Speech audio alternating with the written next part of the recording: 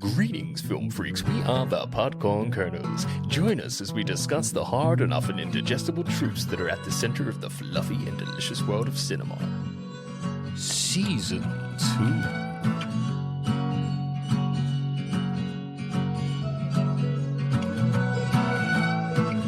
What's poppin', people? Welcome to the Podcorn Kernels podcast.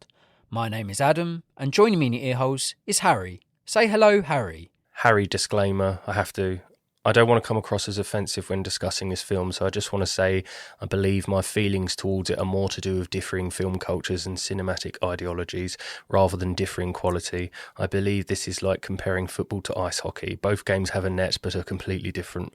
Hollywood has an international reach and is more accessible to me, whereas Bollywood or Masala films in majority don't tend to be made for global audiences, and therefore what I believe are unacceptable movie making methods and poor films in general. I can see why they are considered a hit in South Asia, because they were not made with me in mind. I am not their audience. P.S. I loved 2018's Tumbad.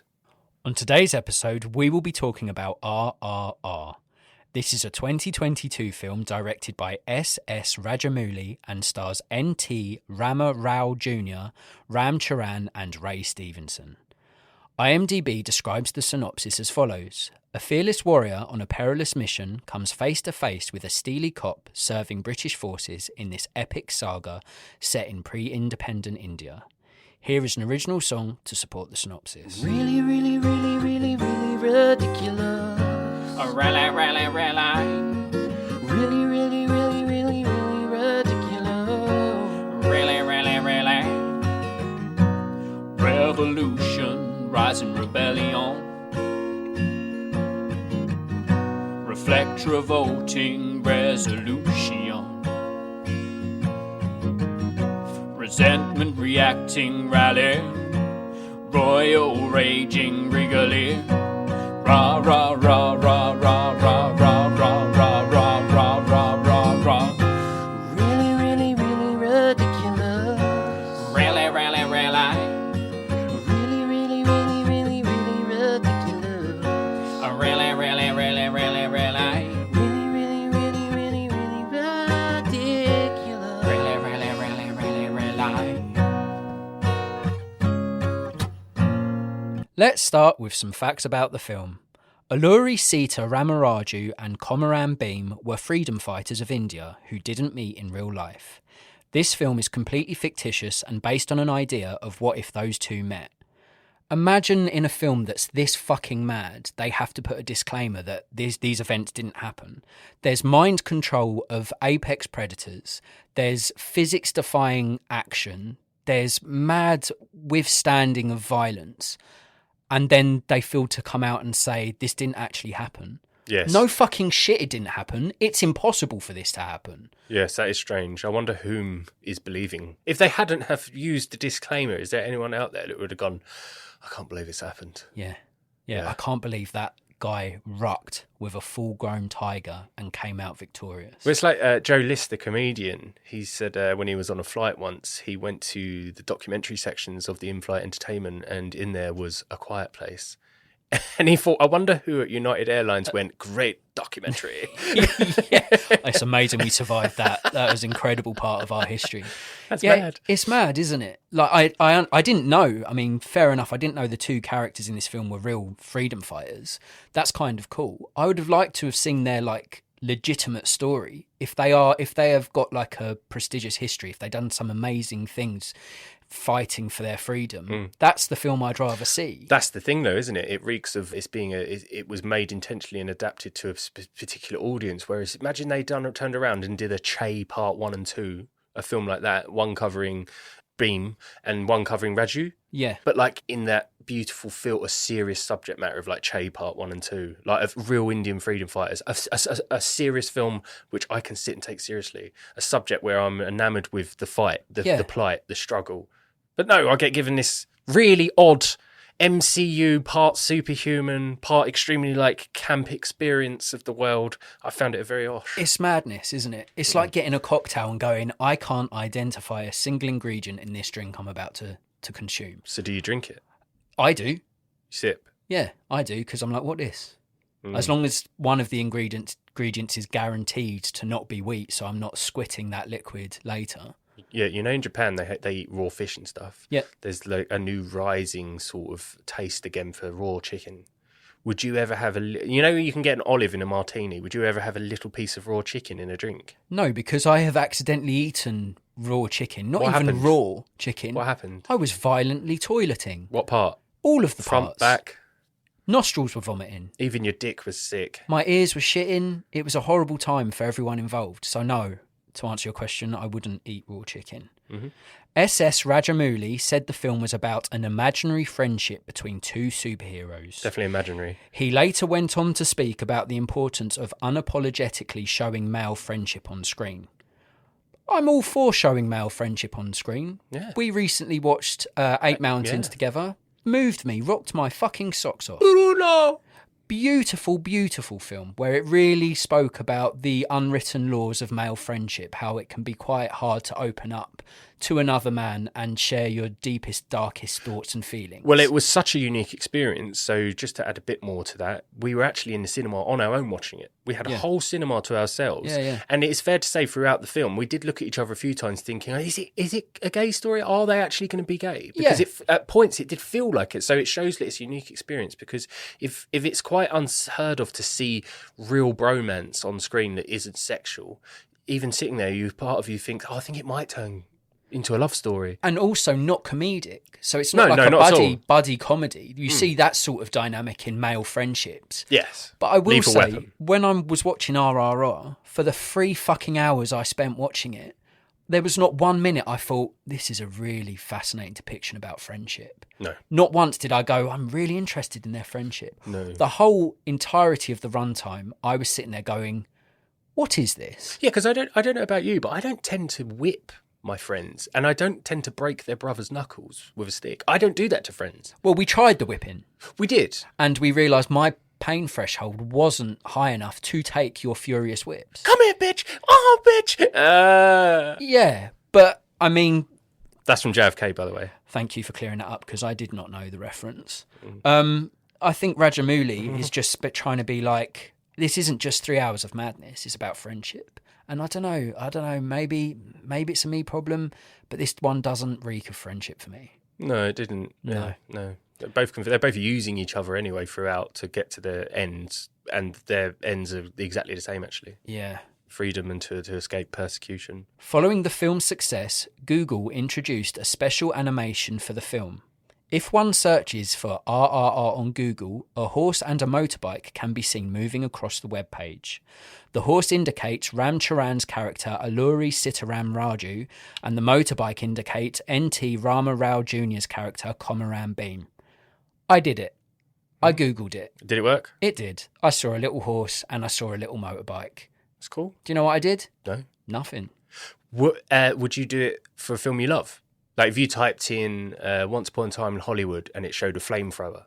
Yeah, if I typed in Mad Max Fury Road and you saw the chase, you saw Morton Joe chasing Furiosa. Yeah, with the smoke across bombs. the screen, yeah, I'd be like, that is amazing.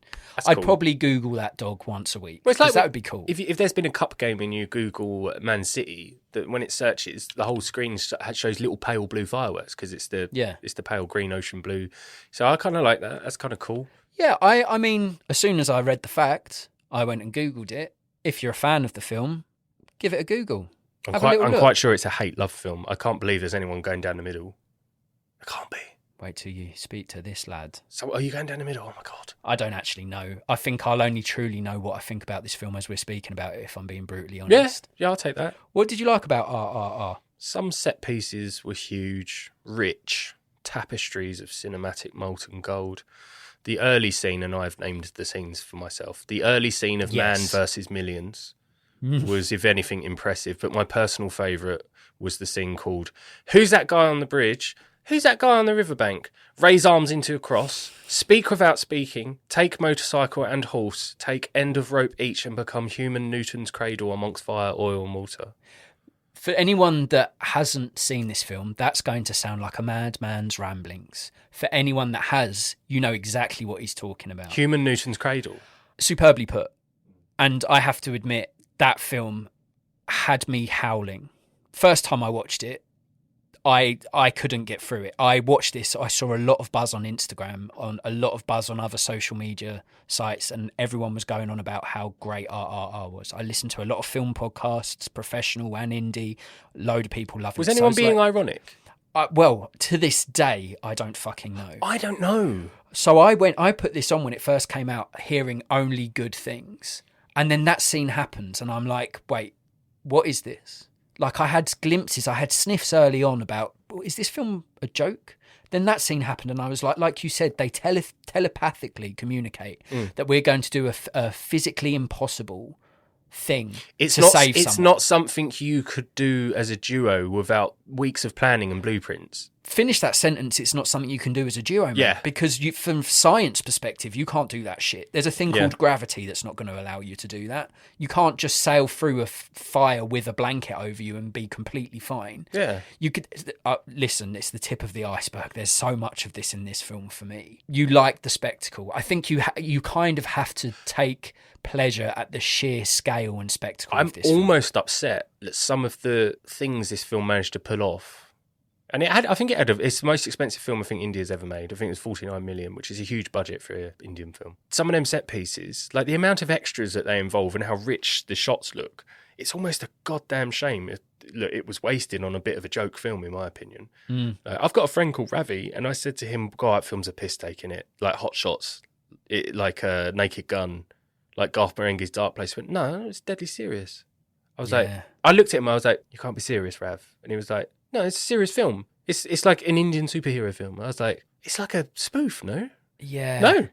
He's saying no. Mate, that's something I really struggle with. Like, I can watch Marvel films and superhero films and fantasy films. Yeah, but they ain't singing and dancing. But when the narrative suggests that there's superhuman elements, when there's something within the story, within the 2 or 3 hour film I'm watching that says these people have got superpowers and are different to everyone else because of reason. I understand. I understand that. But in this film, like, there's two people that have got superhero powers, and I'm like, why can they like basically fucking fly without being like, oh, it's because they're from space, it's because they got contaminated with magic poison, or insert reason here. Why did he spend an entire 3 hours of a film, I'm talking about, I think it's Raju, not Beam, why did he spend 3 hours of a film trying to obtain a crate load of rifles to give to his village to stand up to the English, when he clearly can dominate them with a bow and arrow? He could have just taught them bow and arrow work. He takes out English special forces which look like Russian Soviet cunts in a jungle. He takes them out with bow and arrow and spear. Whole film's based on him getting the guns to avenge his dad. Yeah. And Beam's whole point is to save the girl and return her to the village, I believe. Yes. Both are achieved, never needed either of that shit. The plot's... No, I'm sorry, I started prematurely, innit? I started too soon. Yeah, you blew me load. Prematurely criticised, I need something. I need little blue pills.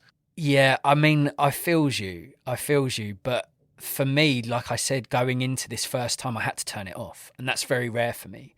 Like you said, your friend, Rav, said it's a very good film.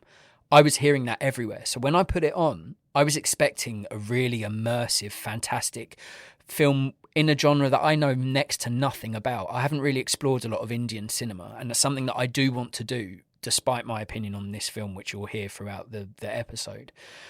But going into this blind, only hearing how good it was, the first 2 times I put it on, I got a little way in and I had to turn it off because I couldn't handle it. When I watched it for the podcast, I took into consideration, we did a recent episode on Killers of the Flower Moon, and the filmmaker Alfonso Cuarón suggested that maybe audiences are watching it with the wrong gaze. So I went... No, I said I was watching it with the wrong gaze. Cuarón gave it a depiction. He gave an explanation of it. Right. Which made me realise I was probably watching it with the wrong gaze. Okay, well, thank you for clearing that up. So I did the same thing when I watched it for this. I'm like, you know what?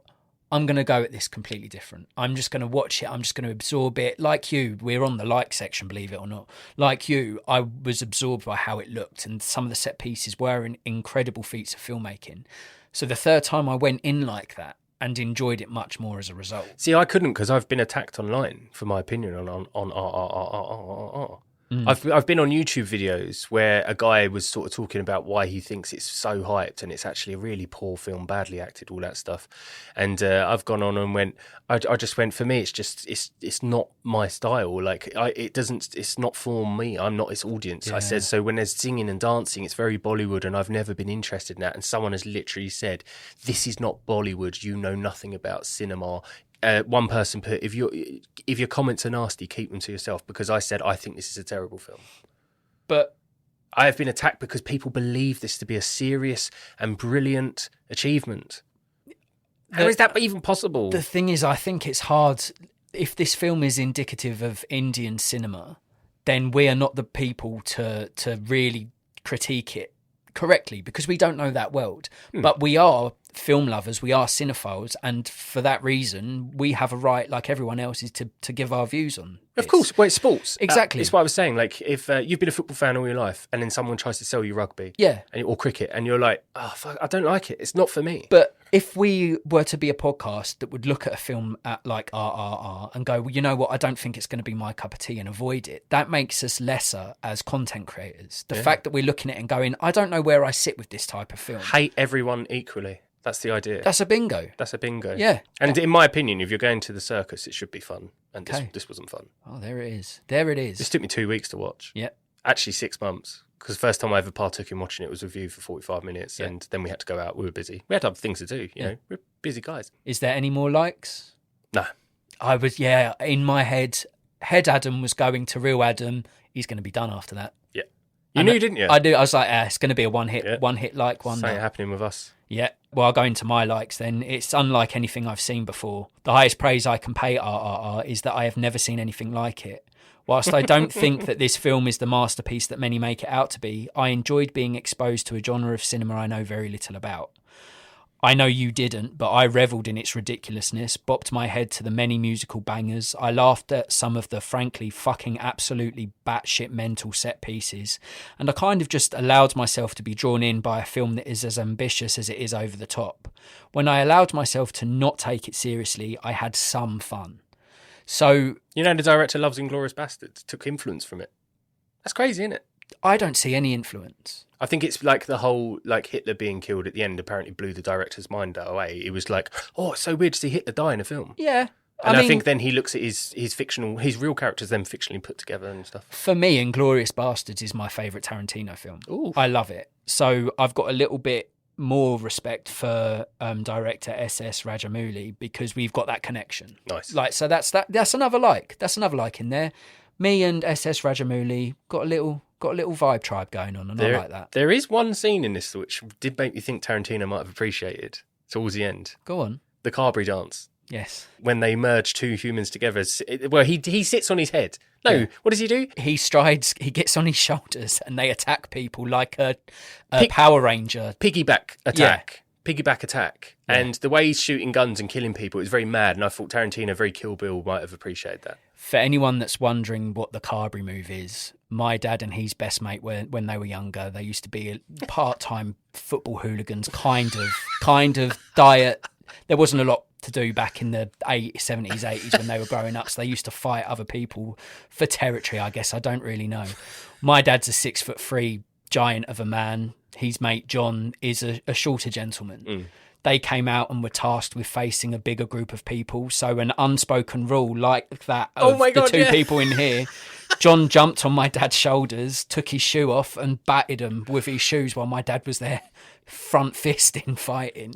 He had a smaller man on his back riding him like a horse with a knight and his steed. Yeah. But the guy had a shoe and it was a football fight. So maybe we've got this well wrong. Maybe this is the most realistic film ever fucking made. I think it's worthy of certainly a point should be awarded for the Carberry dance. Yes. Yeah. Another thing I liked about it, you touched on it as well, it's the visuals. RRR is a vibrant, visceral and very, very colourful film. I thought the aesthetics in this was amazing and felt the crisp colour and pop-in palette elevated the film. Mm. There are a lot of unanswered questions about RRR, but the look of it is something that I can't fault. Now, I got a new TV recently because my old one was a piece of shit. And for a while, I was like looking at this TV and I was like, is this an improvement? No, it has to be. I kind of got into that trap of tricking myself because I spent a fair bit of money on a new TV. I was like, oh no, if I just spent money when my other TV was just only a little bit worse, I put RR on the new TV and I was like, oh fuck, this pops. Yeah. So if nothing else, it was like, well, it validated my television purchase, which is a good thing. It has to be better. That other one you had had a blue hue on everything. Oh, my old television was part Smurf. Yeah. Everything was blue hue, which was really, really odd. Really weird. So yeah, RRR did look great. Colourful, vibrant, really aesthetically appealing, I'd say. Biggest film fan I know, watched hundreds of films with a blue screen. Money's, mate. Had to take the Smurf screen. Amazing. A final thing I liked about it, and against my best efforts, I kind of ended up vibing with it. I gave this film a sniff when it first came out, like I said earlier, and I didn't last 45 minutes on my Virgin voyage. I tried again soon after with you and got to the same point before stopping. Third time's a charm though, and whilst I think this film is best enjoyed ironically, I couldn't help but partially succumb to its charms when I watched it for this podcast. RR is so mad, so bizarre and so out there that I can't sit here and say I didn't kind of enjoy it.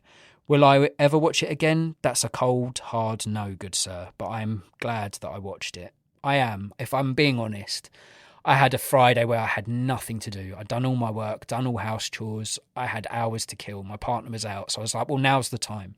I put it on. And originally I was going to break it up in 3 parts because I was, to be honest with you, dreading watching it. I went 2 times. Not being able to sit through it. And this time all the stars aligned. I was able to sit through and watch it. You must have felt happy that day. Yeah, I must have been in a good mood. It was shit weather outside, so I couldn't even go out and exercise. I was kind of trapped indoors. And so I was like, well, now it's the time.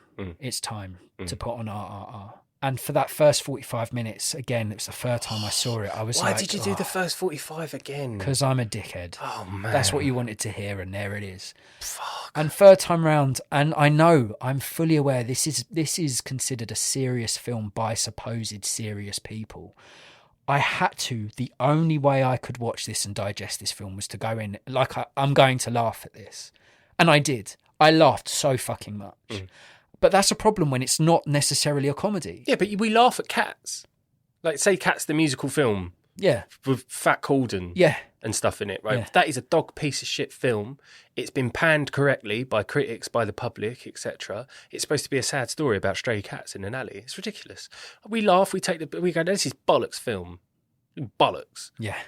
So we do it to Western films as well. This is not uneducated guess. Yeah, it's important in the world we live in 2024. It is important to go, our opinion and potential disdain towards this film isn't cultural. It's not meant to be painted in a negative light to a different group of people than us. It is on a purely film fan focused opinion. I like your hoodie, mate. The white hood's really long. Oh, I see what you're doing there. Yeah, but it is important in this world, in this society, to say, look, we're not anti what this film is doing. We're potentially anti what the film is as a product. And, you know, it's a pleasant surprise for me because after those 2 attempts to watching it the third time, I was like, oh, I actually managed to finish it. And, oh, I actually did find some value in it. I can promise you I will never watch it again. Unless someone says, here's some money to watch it again. I'll be like, well, thank you. I will do that. See, I want to see more of films like Tumbad. That film had me by the balls. Yeah. It was so beautifully shot. It was so intriguing, like it's almost mythological. Yeah. I do think at one point in the film towards the end, there's not a choreographed dance, but there is a very catchy sort of song. But no, I don't think the person sings it. It's been a while since I watched it, but I watched it twice and I really enjoyed it. And I was like, God, you know what? If Indian films are like this, I'm in. Yeah. This is creepy. This is fun. I don't think I'll ever get into masala movies or Bollywood. No. It's just not me. It's not me. Yeah, for me, I tend to agree. I don't know an awful lot. In fact, I know precisely fuck all about the genre. But you showed me half of Tumbad before we had to go out, and I really enjoyed that half. I tried to go and watch it again a few months later, and it was off of streaming, so I couldn't watch it without having to pay, and I didn't want to do that. But the only other Indian film I've seen is The Lunchbox, which is a really sweet, lovely, like romance film. I saw that a few years back, and it was beautiful. It was so Oh, wow. lovely. It was Nice. about two people that felt very isolated and connected with a person's generosity of making a stranger a packed lunch while he works. Amazing. It was beautiful. Send us every request for films like this. Oh, it Films was like it that. was such a beautifully acted, a wonderful message at its heart. It was just a lovely, lovely film, and I greatly enjoyed it. So it's worth saying I don't have a huge menu of other Indian films to compare this to. I would like to watch more. I would like to educate myself more. But if someone said to me, RRR is like the pinnacle of Indian cinema, I can't help but admit I feel a little bit apprehensive to explore more. Nice. Because if that is the peak, if that's the peak of it, I don't want to see less than this. No. But I've seen The Lunchbox and I've seen half of Tumbad, and that's enough to make me want to explore. But this more. is their blockbuster. This is their huge blockbuster movie. But you made the point. It could be a cultural difference. Our blockbuster is worlds apart to their blockbuster, which is fine. Differing film ideologies. Different vibes for different tribes. 100%. Yeah. Yeah. The hockey, football both have nets, totally different games. Yeah. Doesn't mean that you shouldn't at least watch both to see which one you like more. Oh yeah, if you have an argument and you want to say why something's bad, why you find it bad, then fight your argument. Don't let people shout you down. Exactly, yeah. What didn't you like about RRR? Oh, mate. RRR. So the Crusaders, the Fremen and Jihadis that have declared holy war on anyone that calls this film out for being exactly what it is. Badly acted, poorly directed, awfully paced, illogical, grating, offensive, spoof-esque thrill ride to boredom. But it looks pretty. I'm sorry, but if you think this film is good, then you must believe that Michael Pierre Wisso's The Room, a.k.a. inspiration for disaster artists, is unequivocally and without irony an Oscar-winning film. They are, but I watched The Room, I watched this, I see the same thing. I see ridiculous. I see badly acted, terribly paced, awful plot. Yeah. I see all of that. Yeah. And I'm told I'm not allowed to have these opinions. I'm told I am wrong. The thing is, we've provided balance for this episode. So we have said all the right things in terms of we understand this isn't our culture. We understand lots of people like it. We understand that we're not necessarily the target audience. But if we're going to say that, we also have to be honest.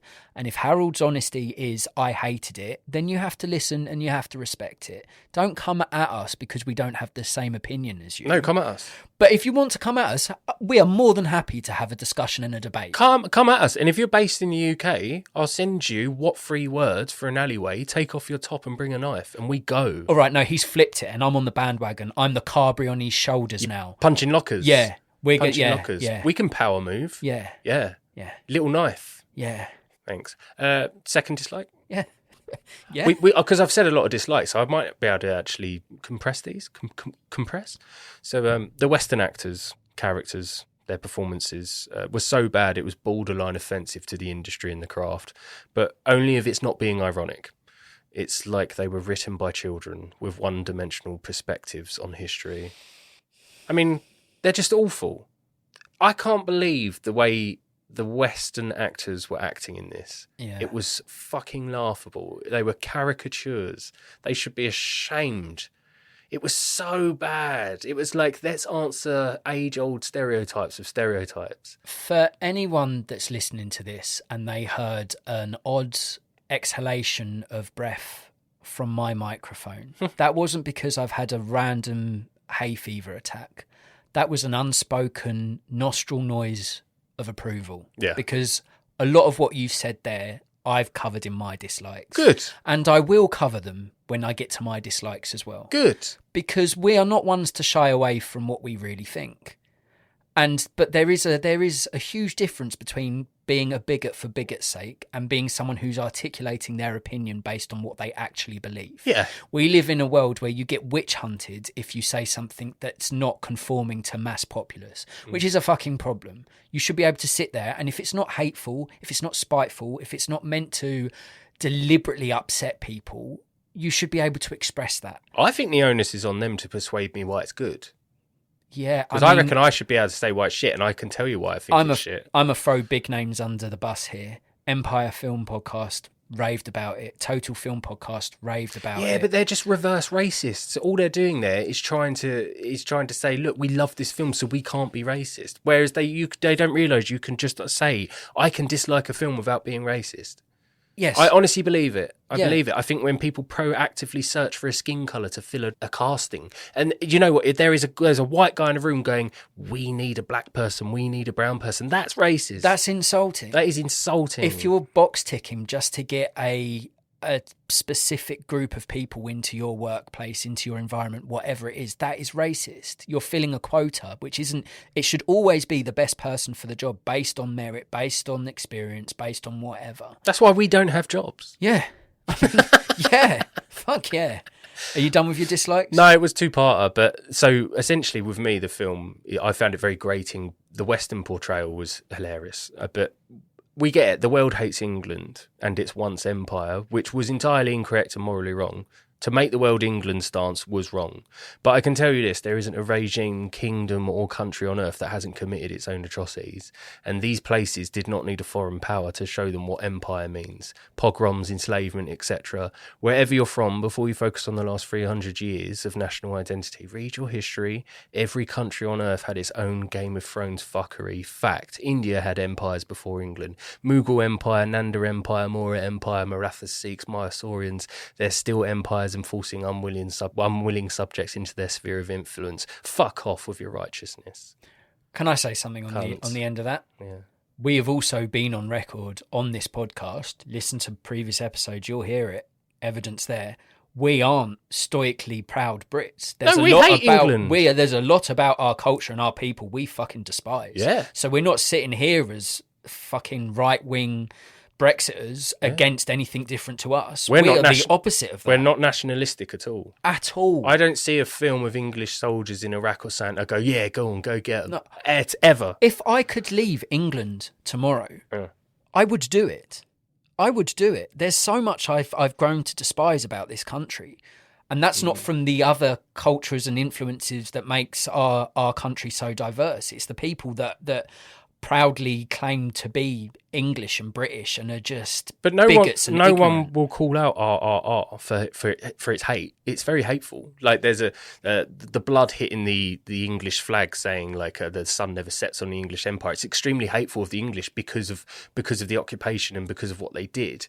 But that nationalistic pride, you've got to remember, it's usually put in front of the plebs and the bigger populace to distract them from the shit their own locals are doing. Yeah. There's a great line in The Patriot. Mel Gibson says, "Why would I trade one tyrant 6,000 miles away for 6,000 tyrants 1 mile away?" Yeah, and I always found that a brilliant expression because there would have been Indian kings, Indian lords that would have massacred villages to obtain their empires. So the only difference being obviously English Empire travelled seas because it's an island nation. But I hate when they focus on nationalistic things in films. This is almost like a, let's blame England for any shortcomings our country currently has. But it's like, dude, I am not knocking on Romans' doors, Normans' doors, Danes' doors, Saxons' doors saying, you fucking invaded my country, you did this or that. Because guess what? It was 1,000+ years ago. Yeah. If I could go around and start pissing and moaning at Romans for invading England, but God, am I even English? I don't even know.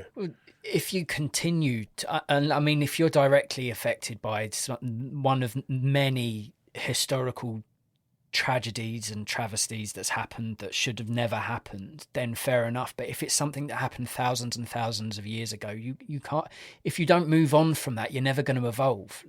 And for me, I don't know enough about this specific history to really pass judgment, but I know you're a history guy and I know you know your shit. All you need to know, dude, is hypocriticism. But what, from a purely film-loving cinephile perspective, the British characters in this are worse than some of the performances I've seen in pantomimes. Well, it's like Apu in Simpsons. They are so stereotyped. It's really weird. Like so far. It feels like a spoof, a bad comedy. Yeah. The way they're portrayed, the way they act it, the way the lines are delivered, it feels like it's a spoof. Come here, you little brown monkey. It's like, what the hell? Yeah, it's shit like that in the film. But like being totally cool with logging some woman's head in because you can't use a bullet and stuff. It was just like, you're sowing dissent and hate. Yeah. And it just seemed a bit, to me, I was just a bit like, this is just a nationalist this is an Anglophobic film. So it's hard for me to sit and enjoy it because I feel like, fuck you. You've got a space program, but you can't feed some of your citizens. Fuck off. Shall I go on to my dislikes? Yeah. Instead of doing the usual 3 dislikes, I'm just going to reel off a load of small things that I couldn't wrap my head around. I don't know if these things are indicative of the Indian filmmaking processes or simply differ from what I am used to because of cultural differences. But here is my list of things that I had a personal problem with. The dialogue was awful. The acting was so melodramatic, it felt like a spoof. One man beats off hundreds, if not thousands of people with a single stick. Everyone else also had sticks. The dubbing and script was so bad it was laughable. The storyline felt like it was a child playing with action figures where there was simply no reasoning nor consequences. The 2 central characters seemingly had superpowers. There was no explanation or reasoning why they were souped and why no one else was. The first time they clock eyes across the water, they both formulate a plan that is both physically impossible and completely unexplainable without the use of words. They run towards each other underwater. The Snyder levels of slow motion. The wild animal assault where a man seemingly controls apex predators with his fucking mind.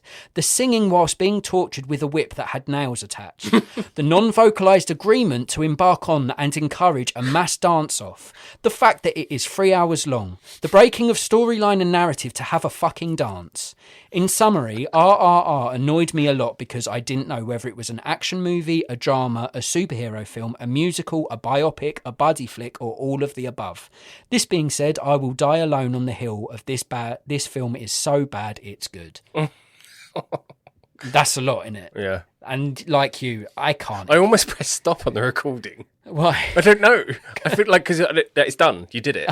I almost went, yeah, we're done. That's it. Bye, everyone. But I can't sit here and lie to myself. And I also can't sit here and lie to you and say I didn't have fun with it. Because I did. I did have fun. I know it's shit. I didn't, not one bit. I know it's not a good, in terms of a purely narrative piece, in terms of storyline, in terms of acting, in terms of dialogue, in terms of all the things that I look for to find value in a film, it's shit. No, that is the DNA of a film. But I sat there and I was almost drunk with it.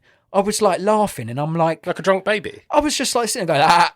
And the more and more ridiculous it got, I was like Bella from Poor Things. I was clapping my hands. And the more ridiculous shit they were doing, the more I was like laughing at it. And I kind of dug it. I kind of dug how bad it was. Now, you need to be rooted out, though, by people that say this is not a joke film, like I was. You need to be rooted out by them, and then your whole opinion will change. I am willing to converse, argue, debate with people. Convert. That I will not convert. I will never say that this is a good film. For me, I will only watch this film ironically. I will only watch it as a spoof. I will only watch it to laugh at it. You'll never watch it again. I will never watch it again. You'll never own it on DVD. No, I'll never buy a DVD. Never buy it. Or a Blu-ray. Nope. Or a 4K HD. You ever Google it again to see the little horse and the bike? Tickle your pickle? Only if I'm showing you or my partner. Will you see RRR2? Yeah. Or RR2? Unless we do an episode on it, I've got to be honest, no. Never. If it was an hour and a half, I might bang it on when there's nothing else to do, but 3 hours, no.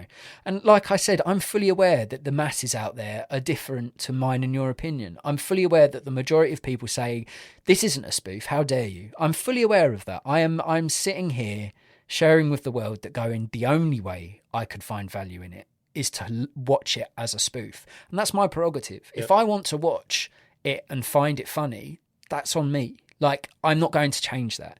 If I sat there I pride myself on knowing good cinema. I pride myself on knowing a lot about film, enough so we've started a film podcast. If I'm to sit there and judge it on the same merits I would judge serious film, then I would give it nothing. Mystic River. I would give it a very low score. But because I adjusted my approach to it, I was able to take something from it. And if you're able to take something from a film, whatever that film is, you should. And has it broadened my horizons? Possibly. I now have watched a 3-hour Indian film before I hadn't. It's opened my eyes to what Indian cinematic landscape and what an Indian blockbuster is. And I'm grateful for that. Would you rather make a film that made millions or make a film that changed opinions? Like, if these guys were real, based on real freedom fighters fighting against the tyranny of imperial yoke, then you'd rather see a serious film. But But that's just As a the thing. director, I'd rather do a serious I mean, film. that's the thing. I've watched a film based on two freedom fighters, and I also know by the first fact in this and by a disclaimer put out by the people responsible making the film, none of this happened. Of course none of this happened. Guess what? It's impossible. It couldn't fucking happen. But now I've learnt about two real freedom fighters, but I know nothing about them except their real names. Mm-hmm. I don't know what they did to help their people. I don't know the obstacles they overcame or didn't overcome. I can tell you they didn't climb a watchtower in a Carberry dance and then do a forward flip off of it. Yeah. I can tell you that. I can tell you they didn't defy gravity and jump 20 foot to get on a building. Yeah. I can tell you they didn't keep perfect pitch and tone whilst singing whilst being whipped. Yeah. They didn't do that. I can tell you they weren't at a party where they were getting looked down on By high the whiteys. society and then encouraged everyone to do a dance, a choreographed dance where suddenly everybody knows the dance. Yes. But again, for balance, the purposes of balance, we don't know a lot about Indian cinema. I've got to ask, what's with the one white girl in it that is apparently the apologist, the apology from England? Why is she accepted? Is it just the crush that Beam has on her? Because I guess he's quite stricken by her, isn't she? And she's the one that shows shock at what the English doing, but all the other English don't give a fuck. Like we're being careful to offer balance in the podcast. I guess SS Rajamouli's trying to strike that balance to go, not all the white people in this are awful. They had at least had Just one that all had the a white conscience. men. Yeah. Seemingly so. We are inherently evil. Yeah, we're terrible peoples. White men. Awful. Yeah. Yeah. I'd rather be a golden retriever. All dogs should die. You can fuck off. Because they can't live anymore. Owners are the worst. They let their dogs shit on the side.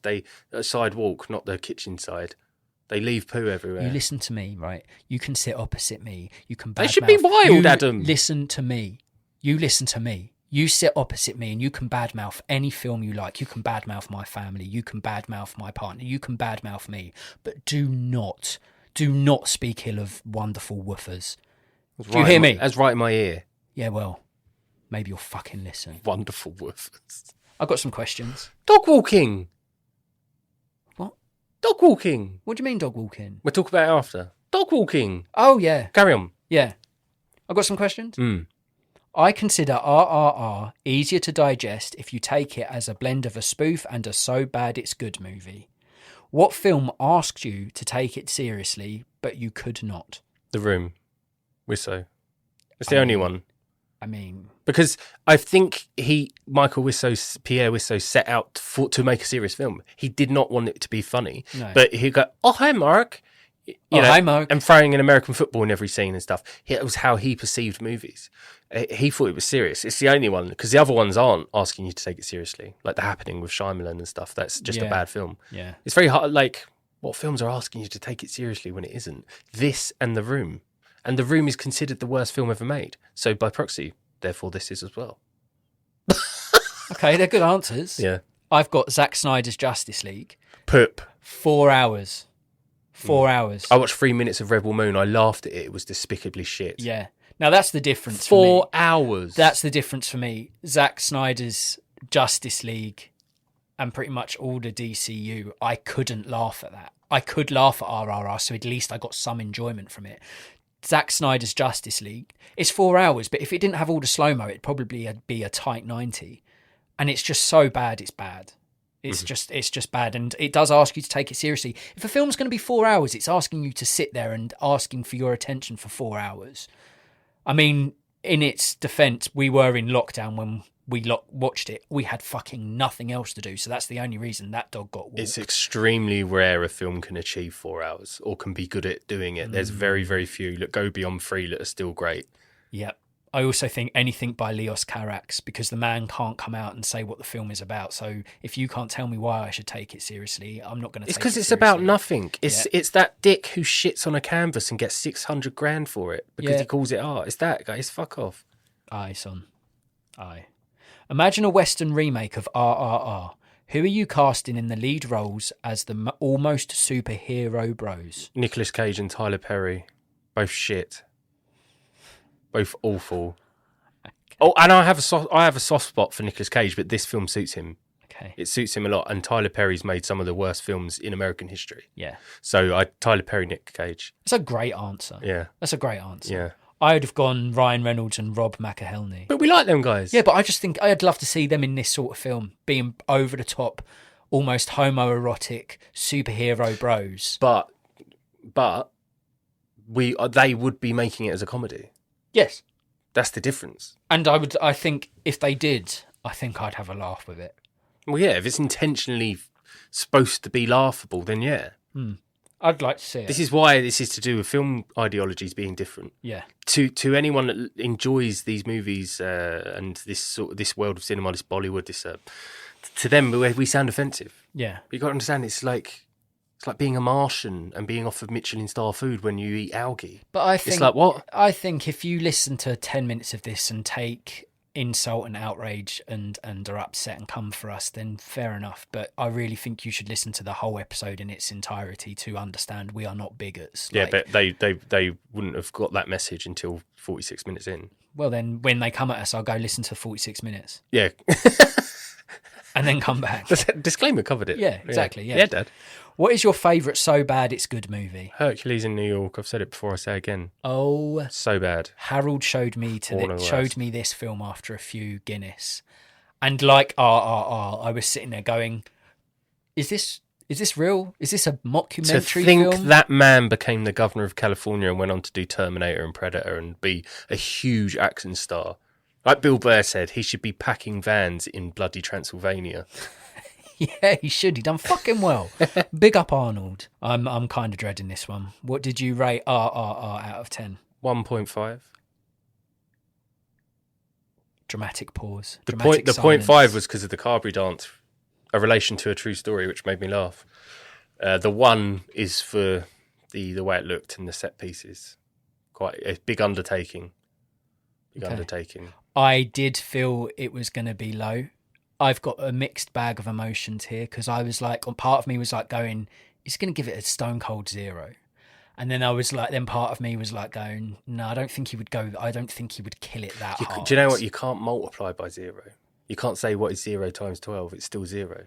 I feel like by giving something 0, you've not even spoke about it. Yeah. Yeah, that is right. I think it would be very hard to give a film a 0. It'd almost have to be like a fucking full-blown hate crime. Or snuff movie. Yeah, exactly. Yeah, but what if there's some brilliant camera work in a snuff film? You're still watching people dead. That's what I mean. You've got to find... Yeah. Do I truly believe it's the worst film ever made? No. Do you think 1.5 is being generous, or do you think it's being harsh? I think it's being generous from my ideology of film. Okay. Very generous. Hey, all we ever ask of each other is honesty. And for that reason, you've got to respect my score as well. Oh, fuck me. It's a 5.5. You're a joke. It's a 5. Mate, You're a joke. I can't... I told you, I sat there and laughed my arse off. Yeah, but people don't want you to laugh at it. I don't care. I don't care that they don't want me to laugh at it. They don't want you to People laugh don't at it. want you to give it a 1.5. I watched it how I watched it, and I had fun watching it how I watched it. I don't give a shit. If I want to put sugar on my chips, 5.5. I'll put sugar on my chips. What did you give Holy Motors? 2.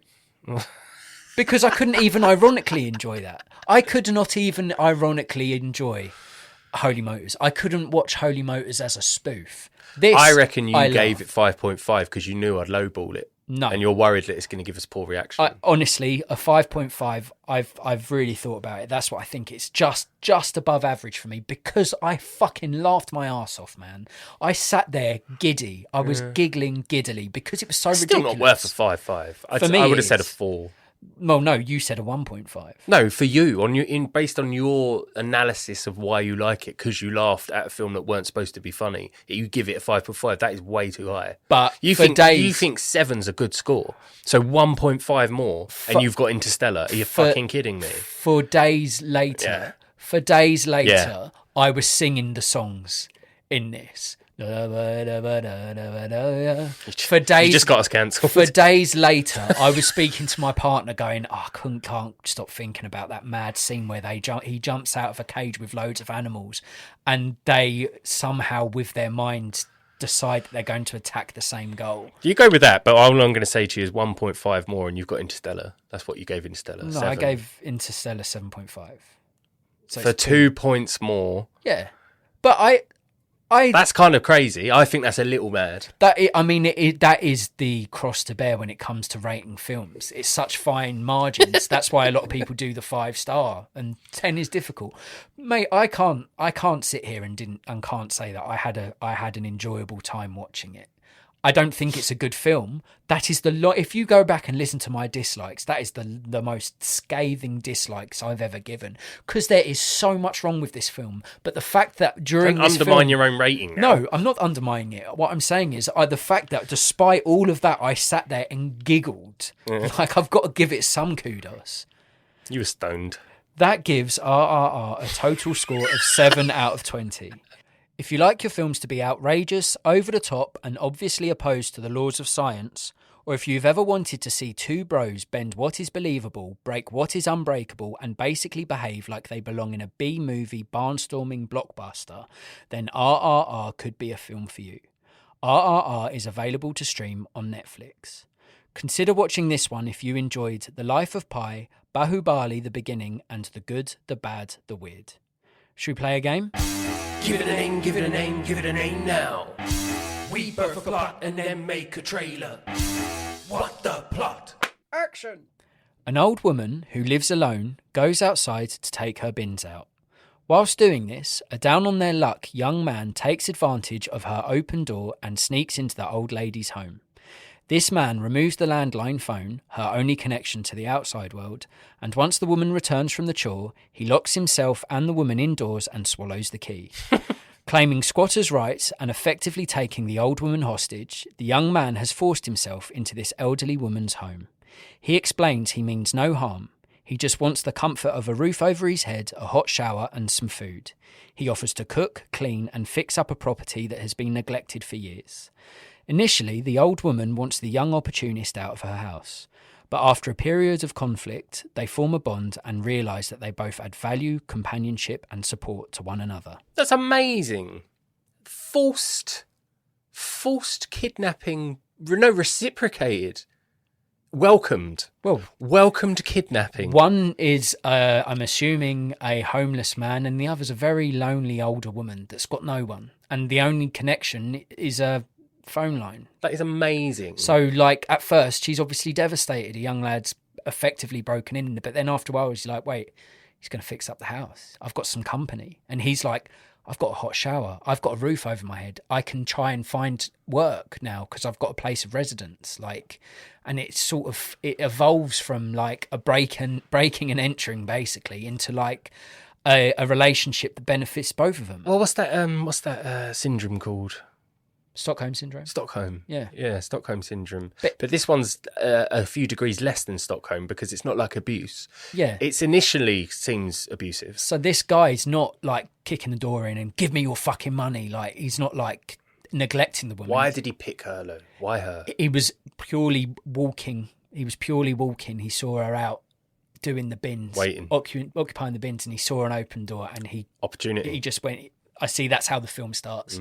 It's I see it set. I mean, you said it wherever you like. I see it set in Britain, a very grey, rainy England. She's out putting her bins in her dressing gown or whatever, and he ducks in without her noticing. Yeah. She comes in, like, sets about the day. He locks the door, finds the key, swallows it, and then sort of like, as much as you can, cautiously approach this woman that he's broken into her house. Oh, wow. And I think, yeah, it's on surface level, it's an awful thing, but then once that dynamic builds, that relationship evolves, it's oddly like a really nice thing that's happened for both of them, and they both benefit from him acting against the law, basically. I love it. And straight away I started thinking of Panic Room as well. Not because it's the same. Panic Room's actually kind of like terrifying. Yeah. Fincher directing. Yes, but I'd like to see Fincher do another single setting film, but one set in England. Ooh. Yeah, because it's nothing he's ever done. And wouldn't it be nice for a Fincher film with a little bit of fluff? A little bit of fluff. Like, you're watching a Fincher film and you see not a breaking and entering, but an entering of a house where you're not invited, and you're going to be like, oh shit, this old woman's in trouble. But then it's kind of like sweet, bittersweet. Yeah. It's kind of like she's been in this house on her own for so long that she's welcoming the companionship, even if that companionship starts off as criminal. Well, I'm going to do a duo reprisal as well here, but is there a couple of actors you know of that have, say, appeared in a film together? They were like co-acting together in one film, and then maybe 5-6 years later did another film together. Didn't Emma Stone and Ryan Gosling do 2 films together? They did La La Land. What? Emma Stone? Oh, Emma Stone. I'm sorry, I was thinking Emily Blunt, and I was like, what are you talking about? La La Land and Ryan Gosling. Oh, I can't think of another one. I swear to God they did a they do film it together. No, I can't think of one, but they may have. I'm well, not anyone, sure. when they reprise roles together, I want to do that, and I want to go with Daryl McCormack and Emma Thompson from Leo Grand, because their chemistry was sick. It was so good, and I think there's nothing wrong with 2 actors appearing in a new film together. It happens a lot across the board. Lots of actors appear in films. But I think, Brad Pitt, Julia Roberts both did Once Upon a Time in Mexico, I think, and then did Oceans. Yeah, one of the Oceans films, so reprising roles alongside each other. Yeah, it happens a lot, doesn't it? And I think their chemistry that I saw in Leo Graham was exceptional. And McCormack, Irish actor, but can pull off I reckon he could easily pull off a British accent. And Emma Thompson, the age, it was the age thing. It was you saying she's a lot older, 60s plus, and he's a bit younger, and I couldn't look past it. Once she said it was done. And then Fincher, because of his Panic Room. And I'd call it Please Don't Let Me Go. From the dark and twisted mind of David Fincher. What are you doing in my house? Get out! I will call the police! I mean you no harm, madam. I have swallowed your house key. I cut your phone line. I only want shelter, some food, and a hot shower. I promise you, I'm not here to hurt you. Comes a film that is less Finchy and more fluffy. I have been so lonely for so long. I don't like that you have forced yourself into my home, but I do quite like not being alone. Starring Emma Thompson and Daryl McCormack. Please don't think of me as a criminal. Just think of me as your free of charge carer that's falsed his way into your home to help you. I don't need a bloody carer, you cheeky sod. Although you fixing the bathroom was very much welcomed. Hope is where the home is. Please don't let me go. Coming to a cinema near you soon.